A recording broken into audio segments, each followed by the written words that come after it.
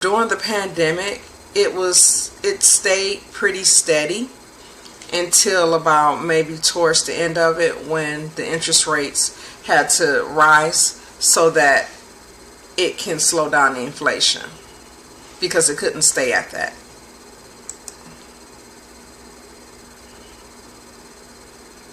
So here's an example of how the interest rates work based on what I just stated. So if you look at 95,550, with the interest rate being at 12.22, look how much your payment is. And then also look at what year that was, 1985. So at one point, this amount or this interest rate did exist.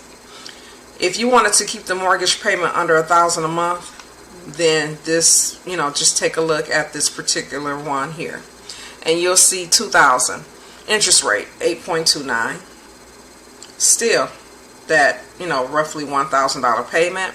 But then at that point, you see, with the interest rate dropping down, it allowed you to be able to qualify for more amount of a home. And that was $132,500. Now let's go to now, when the interest rates had just dropped to an all-time low. You're looking at 3.89. So remember what I said. The less the interest rate is, the more of a home you can afford. So now let me move my face out of there. Sorry about that. Now, if you look at the 3.89 for that same $1,000 a month payment, you're looking at $212,500. So the less the interest rate is, the more home you can afford. The higher the interest rate is, the less amount of a home. So that is what we're dealing with. As far as when the interest rate changes, it determines how much home you can afford.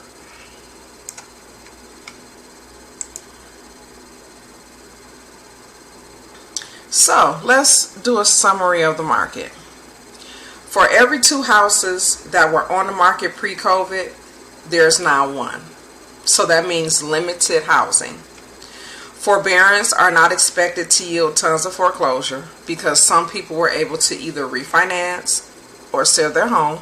So we shouldn't see a lot of foreclosures, because they were able to push their payments to either the end of the loan, or, like I stated before, foreclosure. The Great Recession was called great for a reason.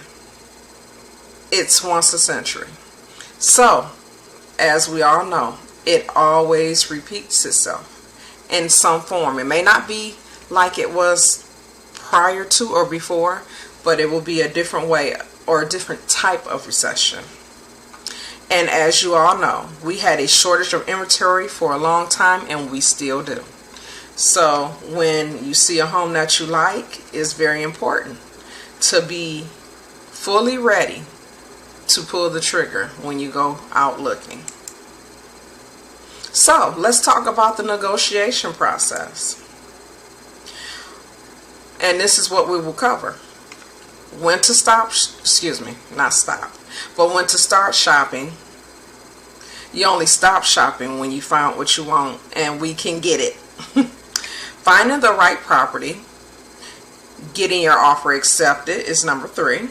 Number 4, protecting yourself from getting screwed over. Number 5, take advantage of the due diligence period. And we will talk about that, because that is very, very important. Timing your purchase. The average buyer sees about 5 to 7 homes before they find the one they love. Multiple offers are very real.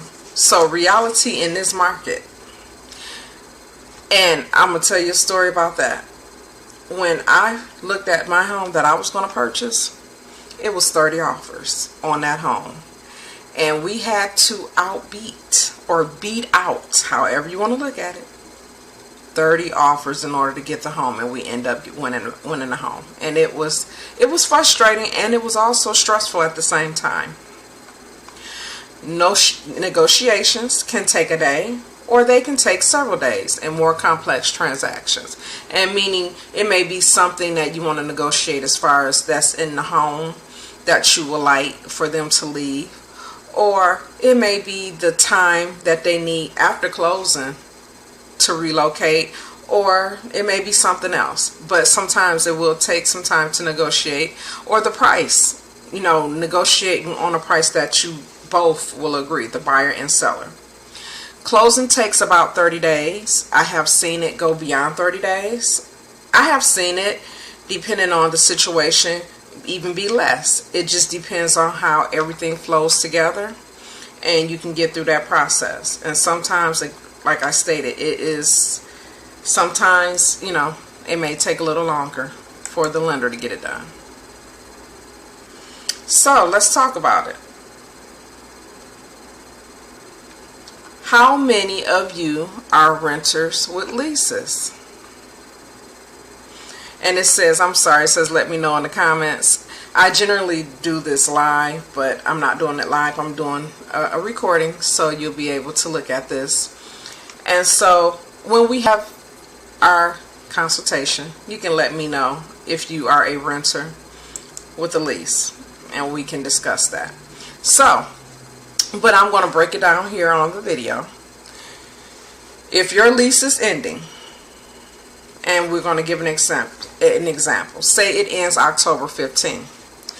If it ends October 15, then when should you start looking? You should start looking a couple months before. Very important. Because it's going to take you some time. You may not like the first house. You may not like the second house. You may not like the 10th house. But you need to look to see what's out there in the market so that you can be ready. And then also so you won't be stuck, in your lease for an additional month if you don't close in time. And that can become very costly to you. So, say for instance, you did find a home in, we'll say July. You went under contract in August, and you closed September 15th. So it just all went great. But you're scheduled to leave October 15th. So if you close on a property September 15th, it'll give you time to get the property ready and time for repairs. So it'll give you time before it's time to move. The good thing about that is you won't have a payment until November 1st. So you can do whatever you need to do with that apartment, get everything packed, get your whatever you want done before moving in, and then you go ahead and you move in, right? By October 15th. That give you a whole month. But the nice thing about it is you will not have a payment until November 1st. That is awesome. So think about it again. And this is just another one. Say you close on October 1st.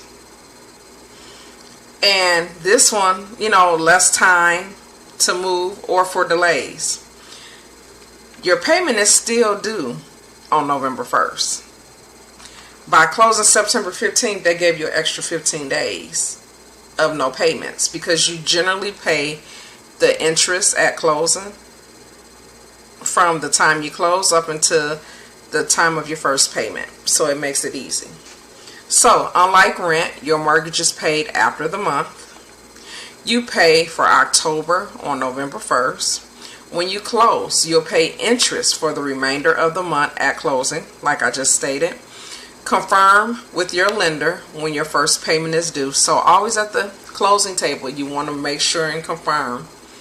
And then have them maybe to do a little note on the loan documents to make sure. Confirm with your lender when your first payment is due.